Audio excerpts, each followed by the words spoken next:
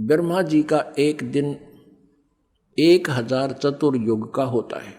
इतनी ही रात्रि एक चतुर्युग में सतयुग, त्रेता, द्वापर और कलयुग, ये चारों युग आते हैं।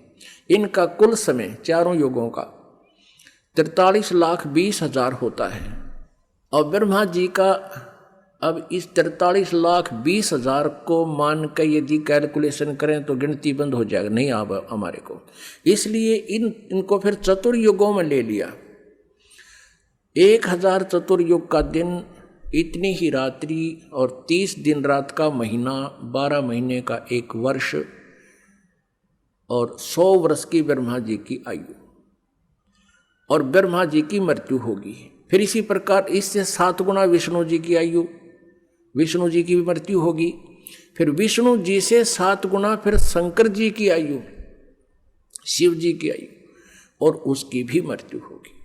ऐसे जो शिव जी मरेंगे उसमें 49 बार ब्रह्मा मर चुके होंगे। और वर्तमान की जो आत्मा ब्रह्मा जी की है वो अन्य योनियों में चली जाएगी अपने कर्म आधार पे। और उसमें 7 विष्णु मर चुके होंगे, उनकी भी अन्य योनियों में आत्मा चली जाएगी।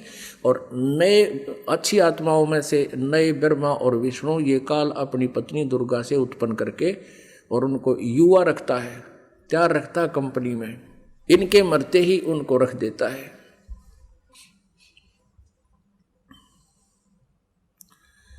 और फिर 49 बार विष्णु की मृत्यु के बाद एक तमोगुण शिव की मृत्यु होगी, काल के पुत्र शिव की मृत्यु होगी।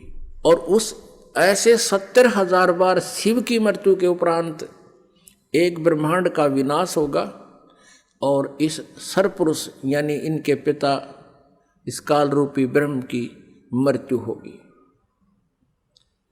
अब ये कहता चौथे अध्याय के 9वें श्लोक में गीता जी में कि मेरे कर्म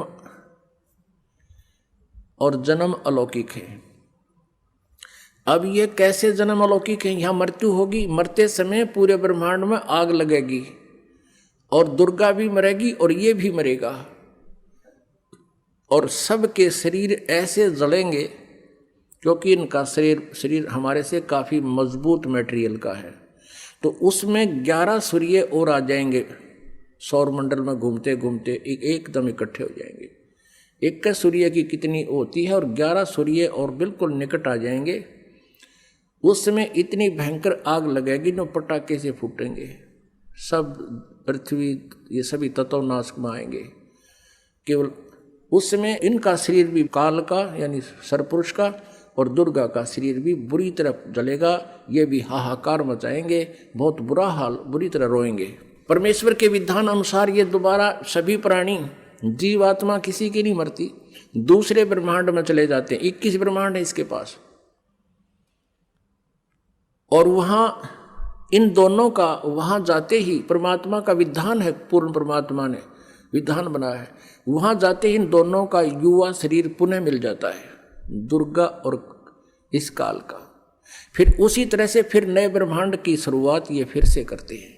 अपनात्मा अब ये इसकी जन्म मृत्यु का पता लगा सरपुरुष। अब अक्षर पुरुष इसकी मृत्यु कैसे होती है? जैसे एक ब्रह्मांड का विनाश हुआ 70,000 बार त्रिलोकीय शिव की मृत्यु के उपरांत एक ब्रह्मांड का विनाश हुआ और ब्रह्म की मृत्यु हुई सरपुरुष की। ये एक युग माना जाता है किसका? अक्षर पुरुष का, एक युग। और ऐसे 1000 युग का दिन, इतनी ही रात्रि, इसमें चतुर्युग नहीं आता। ब्रह्मा जी की आयु कैलकुलेशन में चतुर्युग है और अक्षर पुरुष की आयु की जो गणना करते हैं इसमें चतुर्युग नहीं है, ओनली युग है। 1000 युग का दिन, इतनी ही रात्रि।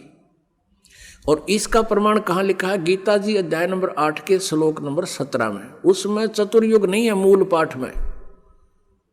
इन्होंने अज्ञानता से वहाँ ब्रह्मण्य का अर्थ होता है बड़ा भगवान यानी ब्रह्म से नेक्स्ट, और ब्रह्मण्य का अर्थ क्योंकि यहाँ ब्रह्मण्य का अर्थ अक्षर पुरुष लिया जाएगा क्योंकि यहाँ आयु की कैलकुलेशन है, इसकी सीमा है, इसलिए ये परम अक्षर ब्रह्म नहीं कह सकते यहाँ अर्थ इसका। और वहाँ 17वें अध्याय के 23वें श्लोक में वो परम अक्षर ब्रह्म, उस पूर्ण परमात्मा के लिए ये ब्रह्म ने शब्द प्रयोग होता है। तो अनुवादकर्ताओं ने 8वें अध्याय के 17वें श्लोक में ये भी यहाँ भी गलती कर रखी है, चतुर्युग लिख दिया और ब्रह्मा की आयु बता दी। नहीं, अब 1000 युग जो बनते हैं ऐसे, एक ब्रह्मांड के विनाश में और एक काल की मृत्यु होती है सरपुरुष की, वो एक युग बना अक्षर पुरुष का। और ऐसे 1000 युग का दिन, इतनी ही रात्रि, ऐसे 30 दिन रात का एक महीना, 12 महीने का वर्ष, और इस प्रकार बने हुए 100 वर्ष की आयु है इस अक्षर पुरुष की। अब इसको अक्षर पुरुष को अविनाशी इसलिए कहा जो इतनी लंबी उम्र, इसलिए गीता जी अध्याय नंबर 15 के श्लोक नंबर 17 में कहा कि उत्तम पुरुष तो अन्य परमात्मा इति उदाहरते, ये लोक तरमाविष्य विवर्ती अव्यय ईश्वर है, वो अविनाशी परमेश्वर है जिसकी कभी मृत्यु नहीं होती, जिसकी आयु की कोई सीमा नहीं है। इसलिए गीता जी अध्याय नंबर 18 के श्लोक नंबर 62 और 66 में कहा कि अर्जुन तू सर्वभाव से उस परमेश्वर परम अक्षर ब्रह्म की शरण में जा, जिसकी कृपा से तू सनातन परम धाम को प्राप्त होगा, शाश्वतम स्थानम, और परम शांति को प्राप्त होगा।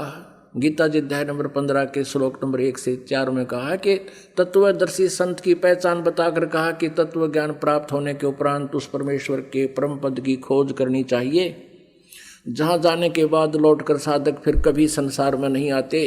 श्रीमद् भगवद गीता अध्याय नंबर 7 के श्लोक नंबर 18 में गीता ज्ञानदाता ने इसलिए अपनी साधना को, अपनी भक्ति को, अपनी गति को अनुत्तम कहा है कि जन्म और मृत्यु सदा बने रहेंगे, तो भी मरेगा, मैं भी मरूंगा, शांति कभी नहीं हो सकती, केवल उस परमेश्वर की शरण में जाने से शांति होगी।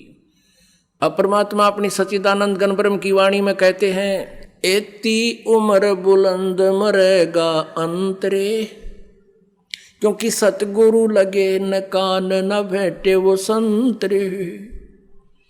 एती उम्र बुलंद मरेगा अंतरे, सतगुरु लगे न कान न भेटे वो संतरे। अब क्या बताते हैं, इतनी लंबी लंबी आयु भी हो जाती है तो भी मृत्यु होगी, अंत में तुम्हारा नाश होगा। कारण क्या है कि सतगुरु मिले ना, तो सतगुरु मिले ना भेंटे वो संतरे। कौन से संत? सतगुरु कौन? सतगुरु सोए सत शब्द बतावे, और गुरु कुछ काम न आवे। सत शब्द जो सच्चा नाम, सच्ची साधना बताता, वो सतगुरु। और ना भेटे वो संत रे, तत्वदर्शी संत नहीं मिले, जो चौथे अध्याय के 34वें श्लोक में प्रमाण है, जिनके विषय में जिस कारण से इतनी लंबी उम्र होकर भी तुम्हारी जन्म और मृत्यु अशांति सदा बनी रहेगी। इसलिए परमेश्वर ने कहा कि समझा है तो सिर धर पाओ, बोर नहीं रे ऐसा दाओ। बोलो सतगुरुदेव।